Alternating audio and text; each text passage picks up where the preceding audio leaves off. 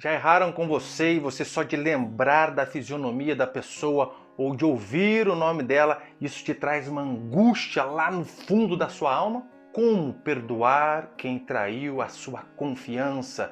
É sobre este tema o vídeo de hoje, portanto fique aí. Mas antes, não esqueça, se você não é inscrito, dá uma clicada aqui pra gente, inscreva-se, curta, comente e principalmente compartilha para que esse vídeo possa chegar mais e mais longe, tá bom?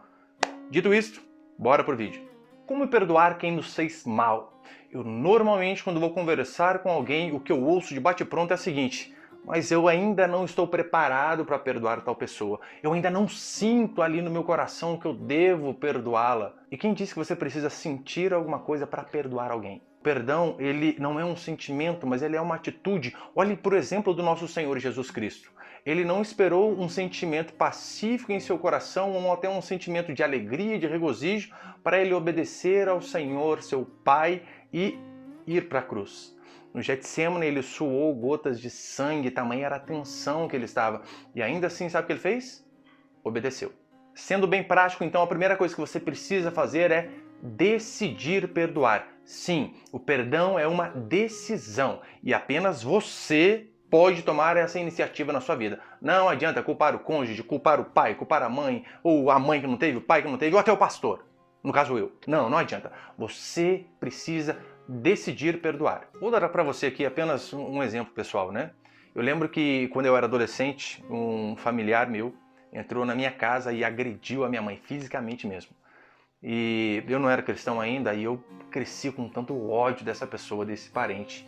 Só de ouvir o nome dele eu ficava furioso, só de saber onde ele morava, de passar perto, me dava uma angústia.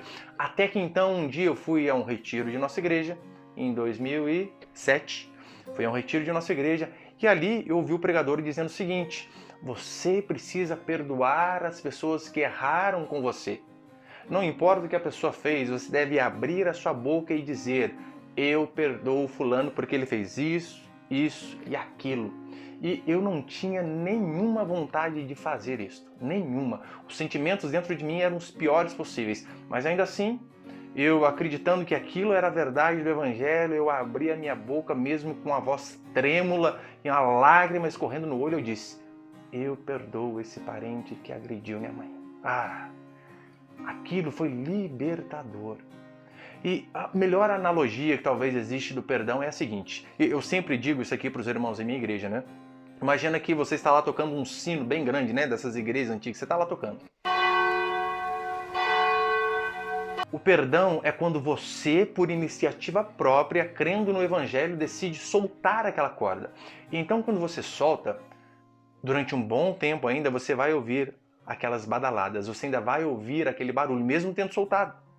Só que, gradativamente, esse barulho ele vai diminuindo até o ponto de você não ouvi-lo mais. E é assim que funciona com o perdão. Você decide perdoar ou decide soltar a corda e Deus ele vai se encarregando dia a dia de tirar essas mágoas do nosso coração. Tanto é que esse exemplo que eu acabei de dar, eu falo sem mágoa nenhuma no coração, apenas como ilustração, para que vocês aí também possam acreditar que o Evangelho é verdadeiro. E se Deus nos ordena perdoar, Ele vai cuidar do nosso coração depois que nós tomamos essa nobre atitude que só quando estamos cheios do Espírito Santo é que conseguimos. Mas a segunda coisa que você deve fazer é esquecer. Erraram com você, ainda que não peçam perdão, você perdoa e esquece. Joga no mar do esquecimento, porque é exatamente isso que Deus faz com os nossos pecados. Jeremias vai dizer que o Senhor fala assim: pois perdoarei as suas iniquidades e dos seus pecados jamais me lembrarei. Se o Senhor faz assim conosco, por que nós não devemos fazer assim com o próximo? Por que não devemos fazer assim com o cônjuge, que é a pessoa que mais erra conosco, porque é a pessoa que mais está ao nosso lado? Eu sei que algumas pessoas têm mais facilidade para perdoar, outras têm um pouco mais de dificuldade, mas o mandamento é o mesmo para todos. E, irmãs, não me leve a mal. Não me leve a mal. Você sabe, existem algumas mulheres que são histéricas, aquelas mulheres que só falam gritando, falam alto demais. Mas existem uma grande parte das mulheres que são históricas. Históricas em que sentido? Elas não perdoam, elas arquivam. E então todos os erros que o marido comete ao longo da vida, elas põem numa caixinha especial ali no compartimento do cérebro, do coração e guardam. E então o marido às vezes erra um negócio que ele tinha cometido esse erro talvez há 2 anos atrás. E ela diz, mas eu me lembro como que se fosse hoje, porque dia 23 de janeiro de 2016 você fez a mesma coisa. Nós estávamos na casa da sua mãe, num jantar de família, você estava com aquela camiseta roxa, que hoje já está até rosa porque desbotou, mas eu me lembro como se fosse hoje. Querida, não faça isso. Perdoar é esquecer. E é claro, né? Tem muitos homens que são assim também. Esquece! Errou, perdoa e esquece. Joga no mar do esquecimento. O problema de muitos casamentos não é falta de amor, mas é a falta de perdão. Cristãos, homens e mulheres pecadores devem viver com base no perdão. Por quê? Porque nós necessitamos dele todos os dias de nossas vidas. Como você se reconcilia com o seu cônjuge, com a sua esposa, com o seu marido e com qualquer pessoa em si que tenha errado com você? Primeiro, converse em particular. É isso que a Escritura vai dizer. Se teu irmão pecar contra ti, vai conversar entre ti e ele só. Se te ouvir, ganhaste o teu irmão. Só que o que muitos e muitos fazem diante deste princípio?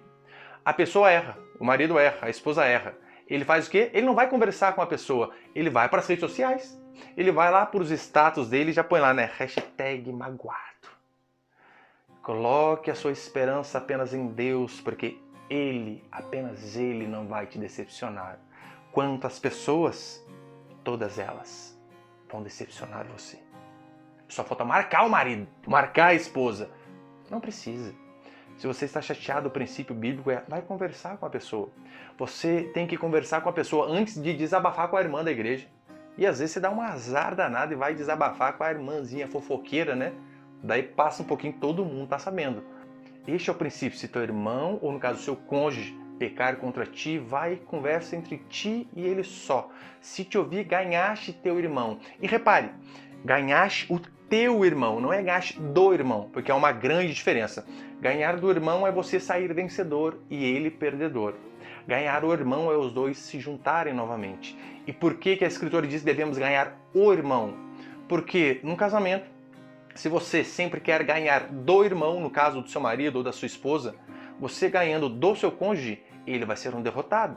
Ele sendo um derrotado, você também vai estar em derrota, porque se os dois são uma só carne, quando um perde, todos perdem. Aí eu tenho que até concordar com a Dilma Rousseff. Nem quem ganhar, nem quem perder, vai ganhar ou perder, vai todo mundo perder. E de fato é isso que acontece. Mas é claro, eu sei que algumas pessoas precisam de ajuda. Então, neste caso, você deve procurar ali um irmão mais maduro na fé para expor o caso, o seu líder de pequeno grupo, como acontece em nossas igrejas, né? Nós temos os pequenos grupos espalhados nas casas, cada um tem um líder. Você deve consultar o seu pastor, dependendo da gravidade do assunto, ele converse com ele, peça ajuda. Este é o padrão da Escritura. Eu quantas vezes já fui aconselhar casais de nossa igreja e eu chegava lá, né, a esposa com a cara feia aqui, o marido com a cara feia ali, óbvio, né, os dois brigados, e eu chegava lá e dizia, conta aí, irmão, o que aconteceu? O irmão, então, ele começava a dizer o porquê ele estava naquela situação e a esposa já retrucava. Não, mas não foi muito bem assim, isso é mentira, foi de outro jeito. Querida, por favor, deixa o marido falar agora. Fala, irmão. Ele começava a falar, ele interrompia de novo. E depois, às vezes, era o contrário. Ela começava a falar, melhor dizendo, ela começava a falar, e ele interrompia. E na maioria das vezes, sabe qual era o meu papel diante desses casais? Eu apenas falava assim, irmã, eu preciso que você fique em silêncio, para que o seu marido apenas ele fale. Depois, na hora que você for falar, ele também vai ficar em silêncio. E então, eu era apenas esse intermediário. E então a esposa guardava em silêncio e eu via, o marido aguardava em silêncio e eu via, e os dois se entendiam sem eu falar absolutamente nada. Por quê? Falta de comunicação. E é necessário que, num casamento, você venha se comunicar de forma correta com a sua esposa, com o seu marido, com o seu cônjuge, porque relacionamentos sem comunicação não avançam. E outra dica valiosíssima é: aprenda a confessar os seus erros da forma correta. Mateus 18, citando novamente, diz: se teu irmão pecar contra ti, vai conversar entre ti e ele só. Se te ouvir, ganhaste teu irmão. Por que se te ouvir? Ora, porque antes houve alguém que confessou o erro e confessou da forma correta. E então, você, irmão, você, irmã, vocês precisam ser humildes o suficiente para, diante do erro, Não culpar as circunstâncias, não culpar os outros, mas confessar da forma correta. E quando eu digo confessar da forma correta, por quê? Infelizmente, muitos casais, às vezes filhos, para resolver a discussão, eles aprendem a pedir perdão, aprendem, mas não quer dizer que se arrependeram lá no fundo. Daí tá lá, a esposa falando, o marido, tá bom, tô errado mesmo, desculpa, tudo certo? Pode ir agora? Beleza, acabou. Não, não é esse tipo de confissão. A confissão ela deve ser da forma correta. É por isso que no Antigo Testamento havia o Yom Kippur, que era o dia do perdão nacional. E havia todo um rito para se pedir perdão. As pessoas se vestiam de pano de saco, jogavam cinzas na cabeça e confessavam os seus pecados. Então, seja humilde o suficiente para confessar o seu pecado da forma correta, da mais correta possível.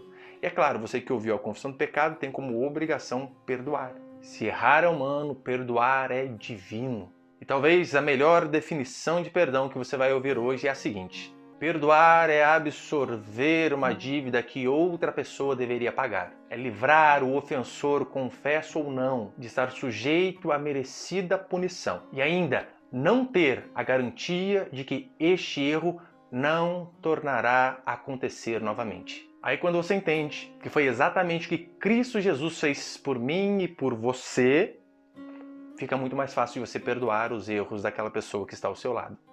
Esse foi o vídeo de hoje. O que você achou dele? É importantíssimo que você venha interagir aqui com a gente, né? Deixa aí o seu gostei, se eu não gostei, compartilha.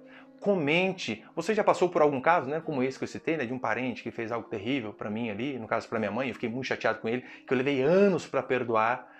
Você tem facilidade para perdoar? Ou você é um pouco mais duro de coração? Coloca aqui embaixo nos comentários pra gente o que você achou desse vídeo, alguma situação que você passou e sugestões para os próximos vídeos, que eu já estou ali anotando tudinho para que os próximos vídeos sejam respondendo as perguntas que vocês aí têm, tá bom? E até a próxima, se o nosso Senhor assim permitir. Deus te abençoe. Tchau!